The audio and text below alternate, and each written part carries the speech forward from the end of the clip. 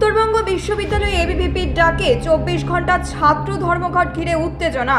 Horn বাজিয়ে বন্ধ করা হচ্ছে বিশ্ববিদ্যালয়ের বিভিন্ন বিভাগ। বন্ধ সফল করতে এবিভিপির বিরুদ্ধে পিকেটিংয়ের অভিযোগ।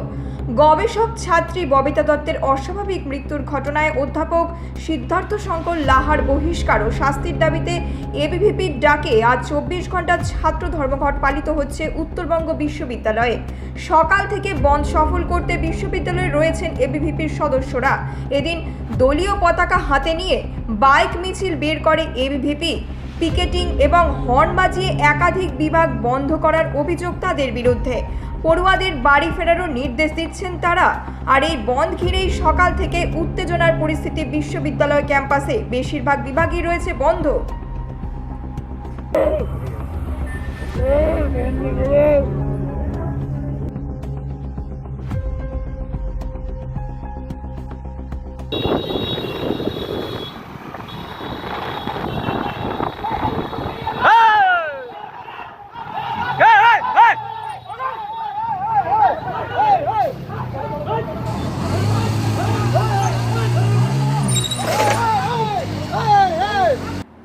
শিলিগুড়ি থেকে দেবিকা দত্তের রিপোর্ট, নিউজ মেট্রো।